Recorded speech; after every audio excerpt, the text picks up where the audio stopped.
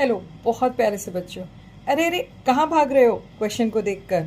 बहुत टफ लग रहा है, लंबा चौड़ा सा सॉल्यूशन है। अरे अरे डरो मत, यहीं रहो। फटाफट से सिंपल सा सॉल्यूशन बताती हूँ, कॉन्सेप्ट समझाती हूँ, 4 लाइंस में आंसर आ जाएगा और आपको इस क्वेश्चन से डरने की ज़रूरत भी नहीं लगेगी।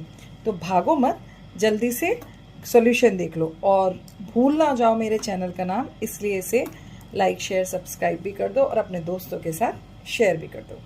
तो सबसे पहले हम इसका कॉन्सेप्ट समझते हैं कि व्हाट इज़ द कॉन्सेप्ट। देखो, we have studied the different kinds of angles, types of angles, right. तो टाइप्स ऑफ एंगल में आपका सबसे पहले आता है 0 degree angle, then it comes the acute angle. Acute angle means 0 से बड़ा एंड लेस देन 90 डिग्री। फिर आता है आपका राइट एंगल, मतलब इसका 90 डिग्री मेजरमेंट होगा। Then it comes the obtuse angle, that is between 91 to 179, ठीक है, more than 90 and less than 180, ठीक है। फिर इसके बाद लास्ट में आता है आपका straight angle, right.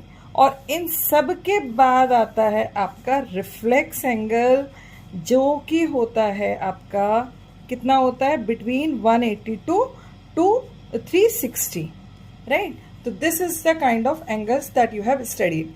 Now all story lies between this group and this group.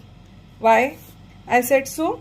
See, whenever you make any angle, say I have made this as an angle, तो at this point say O, तो यहाँ पर 2 angles बनेंगे।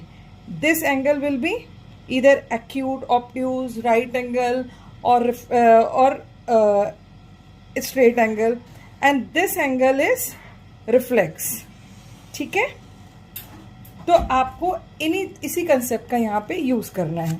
तो now just see in this point, here it is coming reflex angle and here it is coming another angle, that is either it can be acute, obtuse or 90 degree, okay. तो आपको कुछ भी नहीं करना है, आपको सिर्फ इन दोनों एंगल्स को जो आपको गिवन है इनका सम निकालिए।